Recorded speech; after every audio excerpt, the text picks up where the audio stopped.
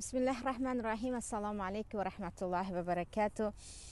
عزیزان همگان شاهد بودیم که این 20 روز رمضان خیلی زود ما رو ترک کرد و هنوز از آمدنش گویا خبردار نشده. دیگر داریم میگویم که فقط 10 روز ماند و چون این 10 روز اخیر از بهترین روزهای این ماه مبارک است که خود این ماه از بهترین ماههای سال به اتفاق تمام علما هست، من هم خواستم درباره چیکار کردنمون در این 10 روزه اخیر با هم صحبت داشته باشه. پیش از همه اونهایی که خواهر و برادرانی که میگویند 20 روز رمضان گذشت و مایان لذت عبادت رو نچشیدیم، گویا که هیچ کار نکردیم و رمضان دارد به آخر میرسد، هنوز ما هم فرصت طلایی داریم برای اون که شبهای قدری که در این دهه آخر دارد و دقیقه و ثانیه های مبارکه که در این دهه آخر دارد اصلا در آن 20 روز پیشترش نبود و بیایید ببینیم که در این دهه آخر چی کارهایی هست که ما میتوانیم انجامش دهیم تا که این ماه مبارک رمضان با آن برکاتش، با آن اجر و ثوابش، با آن اجابت دعاهایش نصیب ما و شما گردد. و پیش از آن که داخل عملهایی که ما باید انجام دهیم شویم، باید بدانیم که حضرت عایشه حدیث در بخاری هست، میگویند پیامبر صلی الله علیه و سلم کان یجتهد فی الاشهر الاواخر ما لا یجتهد فی غیره. پیامبر صلی الله علیه و سلم کوششی که در همین ماه مبارک رمضان میکردن، چه از صدقه کردن باشد، چه از نماز باشد، چه از ذکر باشد، چه از عملهای ثوابی دیگر باشد، در دیگر روزها اصلا انجام نمیدادن. یعنی پیامبر رو ما عبادتشان رو همانگونه که در آخر دهه آخر رمضان میدیدیم در دیگر روزها اصلا نمیدیدیم. و باز در حدیث دیگر میگن وقتی که دهه آخر می در آمد، پیامبر صلی الله علیه و سلم احیا لیل، شبها رو بیدار خوابی میکردن، یعنی تقریبا تمام شب خواب نمیکردن مگر یک مدت کوتاه، و ایقظ اهله و تمام اهل بیت خود رو بیدار میکردن. فقط خود عبادت نمیکردن مثل دیگر وقتهای سال، بلکه خانواده خود را، همسران خود را، فرزندان خود را بیدار میکردن که این شبها رو غنیمت دارید، حالا وقت عبادت است. و میگویند و جد و شد المعذر، و این چونین خیلی کوشش میکردن و حتی از زیادی عبادت در این دهه اخیر به همسران خود نزدیکی نمیکردن، یعنی همخوابگی نمیکردن، چقدر که با این شب مشغول بودن.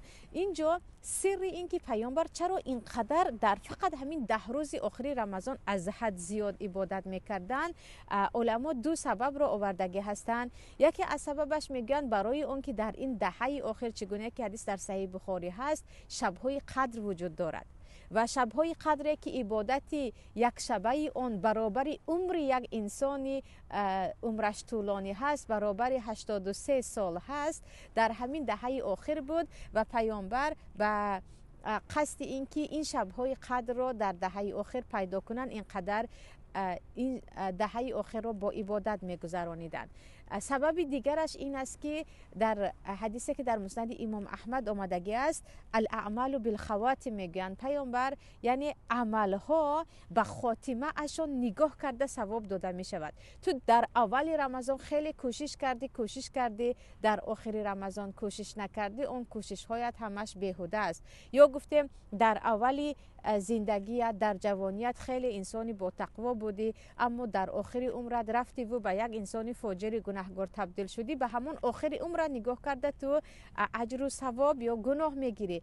از اینکه تمام عملها رو ما آخرش جنبستش رو دیده به اون بها میدهیم و این قانون پروردگارم هست که آخر عملت چگونه هست به آن نگاه کرده تو پاداش میگیری. پیامبر آخر رمضان را با این همه کوشش سپری میکردن. پس عزیزان، شاید ما نیز مثل پیامبر صلی الله علیه و سلم این دهه آخر رو شبهایش رو شب زنده‌داری کنیم و با عملهای صالح سپریش کنیم و این خیلی گفتم 20 روزه اجری که یا 20 روزه کوششی که نکردیم در همین دهه آخر علل خصوص در شبهای قدر که یک شبه عبادتی که در آن میکنید بهتر است از عبادت کل عمرتان کرده برای ما نصیب گردد. اکنون عزیزان چیکار کنیم؟ یعنی در این دهه آخر اساساً کارهای اساسی میکرده ما چی است؟ پیش از همه ترک کردن جنگ و جدال است. جنگ و جدال، خصومت، حقارت، بدگویی، نشستن با بدزبان ها، اینها رو همش رو باید ترک کنیم. حدیث در بخاری هست که پیامبر صلی الله علیه و سلم میگویند من خارج شدم، من از خانه برآمدم که به شما شب قدر را کدام شب میشود آن رو بگویم، اما این دو نفر داشتن با هم جنگ و جدال میکردن و از خاطر من برآورده شد. یعنی به سبب جنگ و جدال شب قدر که در همین دهه آخر کدامش هست از خاطر من برآورده شد، ولی شما در شب‌های توقع آن 21 23 25 27 29 در این پیداش کنید. پس عزیزان از این که برکت شب قدر از ما نرود، عبادت های دهه رمضان در حقیقت با همان عبادتی که پروردگار راضی است نصیب من و شما گردد، بیایید در همین دهه آخر تمام جنگ و جدال و سبب هایی که ما را به جنگ و جدال میبرد ترک کنیم. و امروز میدانید تلفن در دستمان هست، داخل میشویم به پریامای افیری یک نفر فاجر و بدگوی بدزبان که او تا 6 ساعت آنجا از فحش و از حقارت و از دشنام میکند. تلفن در دستمان است، داخل میشویم به یوتیوب و به یک نوار نگاه میکنیم که دو نفر دارن فقط یکدیگر را حقارت میکنند و زیرش هم زیرنویس و کامنت ها همش حقارت است. جنگ و جدال این نیست که حتمی باید با یک نفر نشینی و با او تو و من کنی، نه، تمامی برنامه هایی که در آنجا خصومت و جنگ و جدال و حقارت است به خاطر الله در همین دهه آخر ترک کنید. بگوید این دهه عبادت است، این دهه خلوت با پروردگار است، من در این دهه مشغول شاهد شدن جنگ دو نفر و بدزبانی یک نفر و کامنت نوشتن و اینو به اون نمیشوم. یعنی در همین دهه بیاید جنگ و جدال را اصلا با خانواده یا با هر کسی که ما داشتیم خصومت داشتیم ترکش کنیم. دوم اینکه هر سایتی که هر نفری که در چی کانالش باشه، چی برنامهش باشه، چی نوارش باشه، چی حتی گروه واتساپش باشه جنگ و جنجال هست، کلا در همین دهه آخر اگرچه در آنجا یگان شما فایده میدیده باشید هم که تا امروز یگان فایدهش معین نشد، ترک کنید تا اینکه در این دهه آخر شما با عبادت و با رضایت پروردگار نائل شوید. مسئله دیگر عزیزان مسئله اعتکاف در این ماه است. سبحان الله، حدیث در بخاری است که پیامبر صلی الله علیه و سلم دهه آخر رمضان در مسجد اعتکاف می نشستند و همسران پیامبر پس از مرگ پیامبر در مسجد اعتکاف می نشستند. و اعتکاف این است که شما 10 روز از مسجد بیرون نمی شوید. برای زنها هم سنت است، برای مردها سنتش بالاتر است و در همون 10 روز کلا از دنیا قطع رابطه می کنید. یعنی پیامبر 10 روز آخر رمضان فقط در مسجد بودن، بیرون نمی برآمدن، برای اینکه در وقت اعتکاف بودن اصلا بیرون از مسجد فقط در وقت ضرورت برآمدن جایز است، در غیر وی اعتکافت باطل می شود. در اونجا می خوردن، خواب می کردن، همخوابگی که کلا در یا نزدیکی به همسر حرام است، قرآن می خواندن، ذکر می کردن، دعا می کردن. یعنی همین دهه را کلا به الله یگانه با عبادتش می گذرانیدن. و ببینید که اینجا وقتی که دهه آخر است اعتکاف رو یک طرف بمانیم که الکی این سنت گم شده است و خیلی کم هستند آنهایی که اعتکاف می نشینند. تماما خلوت در حیاتشان نبوده و زیاد است. در یادشان نیست که در دهه آخر کی آنها تنها به تنها 1 ساعت وقت خود را حتی به الله بخشیدن و گفتن من 1 ساعتم را فقط با عبادت می گذرانم. یعنی 10 روز آخر را نمیتوانید حداقل 1 روز یا 1 ساعت خود را در نصفه های شب باید به پروردگار خلوت گذرانیم که لذت عبادت در مسجد و در تنهایی و در خلوتی که بنده از آن میچشد در دیگر حالت ها اصلا این لذت را پیدا کرده نمیتواند. و این سنتی گم شده که متاسفانه زنها که یک طرف استاد در اکثریت مردها نیست، از سنت های هست که عبادت اساسی و لذت اساسی رمضان در آن است و پیامبر صلی الله علیه و سلم اعتکاف را اصلا ترک نمی کردند و حتی 20 روز هم آخران سال اعتکاف نشسته بودند. و عزیزان ببینید که مایان در همین دهه آخر خلوت زیادیمون باقی هست. باقی اساسا خلوت میکنیم با پروردگار، یا اینکه با تلفنمون و با یوتیوب و با صحبت کردن با خویش و تبار و با هزار یک نفر دیگر. خویش و تبار ما این کانال ها و گروه ها و سایت ها و رکلامه های کرته و دیگر چیزها همیشه هستند، اما رمضان دیگر یک سال نمی آید. با همین رفتش یک سال ما دیگر این ساعت و این دقیقه ها رو پیدا کردن نمی توانیم. برای همین حرکت کنید. آنهایی که اعتکاف رفتن نمی توانید، مسجد رفتن نمی توانید، در خانه خود ساعت های زیاد رو با عبادت گذرانیم، شبها رو در خانه خود با عبادت گذرانیم. اگرچه از شرط های اعتکاف این است که باید در مسجد باشد، اما علاج مسجد نداری، در خانه زیادتر با پروردگار رابطه کن، با عبادت گذران، با خویش و تبار و با همسایه و چه خیلی گفتم با مهمانی و با هزار یک کار دیگری که هست. در غیر رمضان این فرصت می شود، اما این لحظه ها دیگر پیدا نمی شود که سبحان الله پیامبر با آن پیامبری یگان بار اعتکاف را ترک نکردند و کلی 10 روز ترک دنیا میکردند، با اینکه امور یک دولت اسلامی یا گفتیم سرداری یک امت در دست پیامبر بود. چیزی دیگر عزیزان، کفت و کاب کردن شب قدر در این دهه آخر است. چه خیلی گفتم اگرچه جمهور علما یعنی اکثریت علما میگن شب قدر 27 ماهی شب 27 رمضان است و حدیث در ابو داود هم آمده است که پیامبر صلی الله علیه و سلم شب قدر شب 27 گفتن. اما از این هم حدیث های صحیح تر در بخاری مسلم این است که پیامبر میگن تحرف فی عشر اواخر رمضان، شما شب‌های قدر را در دهه آخر رمضان پیداش کنید و آن هم در شب‌های توقعش، ویترهایش، یعنی شب 21 و 23 و 25 و 27 و 29. و میدونیم که پروردگار درباره شب قدر میگوید فیها یفرق کل امر حکیم. در این شب شبی جدایی هست، شبی که در این شب تقدیرها نوشته می شود که یک سال که خوشبخت می شود، که بدبخت می شود، که امسال از دنیا می رود، که امسال بچه نوئیل می شود. یعنی یک شب عادی نیست و شبی کشاده شوی تمام درهای آسمان و مستقیما اجابت شدن دعای من و شما هست. برای اون که در این شب تنزل الملائکه و روح میگوید الله، با هم جبرائیل هم دیگر فرشته ها به زمین می آیند، درهای آسمان گشاده می شود و دعاها اجابت است. و از این که در این شبها دعاها اجابت است، حضرت عایشه وقتی به پیامبر میگن اگر من شب قدر رو دریافت کنم چی دعای کنم، پیامبر میگن بگو اللهم انک عفو و تحب العفو فاعف عنی. این دعا رو بخوان و یعنی پروردگارا تو بخشنده بخشیدن رو دوست می‌داری، مرا ببخش. و شب‌های قدر که شب اجابت دعا هست و چه خیلی که الله میگه لیلة القدر خیر من الف شهر. شما عبادتی که در اگر شب قدر رو ان شاء الله دریافت کردید و عبادتش نصیب شد، یک شب عبادتی کرده اتون بهتر است از عبادت یک عمره شما.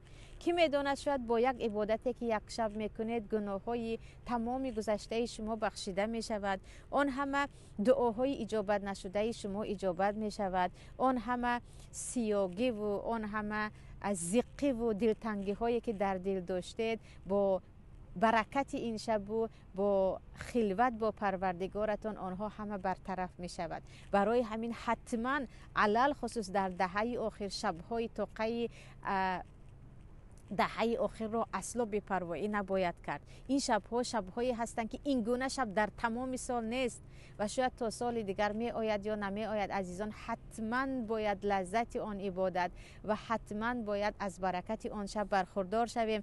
در حدیث آمده است که پیامبر میگن من حرم خیرها فقد حرم. هر کسی که محروم شد از ثواب آن شب، از عبادت آن شب، از خیرات آن شب، در حقیقت اون محروم است از تمام خوبی ها، محروم است از تمام ثواب ها، اصلا محروم است از همه آن عمل های ثوابی که تو اگر این شب میکردی برابر خیر یا برابر ثواب یک عمره تو بود. برای همین نگذاریم به خاطر روزه کشایان و مهمانی و چند نفر را به خانه گفتن و خانه کسی رفتن. آره ثواب دارد روزه روزکشایان ثواب دارد با خویش و تبار نشستن، اما این معنیش این نیست که تو یک روزکشایان کردی، یک پخت و پس کردی، یک مهمانی رفتی و شب قدر فراموش شد و فقط با غیبت گذرانیدی. چرا زیاد علما میگن در شب قدر در خانه ها جمع شده ننشینید؟ برای آن که وقتی چند نفر در خانه ها جمع شده می نشینند، علل خصوص زنها، اکثریت صحبت درباره عبادت و درباره امر به معروف و نهی از منکر نمی رود. یکی درباره خرید، یکی درباره خوراک را چخیل پختی، یکی درباره معرکه چخیل گذشت می رود. برای همین این شبهای عبادت بین شما و الله هست. فقط شما با پروردگارتون باید باشید. آره در مسجد که هست بهترین است اگر عبادت کنید، اما علاج نیست. پس نگذارید که با صحبت کردن با دوگانه اتون، با خویش و تبارتون، با مهمانی رفتن، این برکت از برکت این شب، از خیرات این شب محروم شوید. خیلی پیامبر گفتن تا که از دیگر خیرها محروم نشویم. چیزی دیگر عزیزان، عبادت های زیادی بردوام در این 10 روزه است. خیلی که در حدیث حضرت عایشه گفته گذاشتم پیامبر عبادتی که در این 10 روز میکردن اصلا در دیگر روزهای رمضان و عموما در دیگر ماها نمیکردن. تا چقدر میتوانید به قدر توان صدقه کنید. اول شده به خویش و تبار محتاج، بعدن به بیگانگان. چقدر میتوانیم فرصت یافتیم باید نماز نافله خونیم. چقدر میتوانید سبحان الله، الحمدلله، الله اکبر، لا حول ولا قوت الا بالله بگویید. چقدر میتوانید در این روزها قرآن خوانید. بگذار ختم دویم باشد، ختم سیوم باشد و در شبها دعاهایی که این همه وقت از بعضیش بعضا ناامید بودید، دعا کردن هم که خودش مغز عبادت است، عین بندگی است. دعا کنید. هر لحظه باید در قلبمون، در زبانمون این روزها ذکر الله باشد که دیگر این روزها پیدا نمی شود. 1 سال دیگر ما این روزها رو دریافت نمی کنیم. چه خیلی گفتم روزهایی که درهای آسمان گشاده است و دعاها انشاءالله مستقیما اجابت می شود.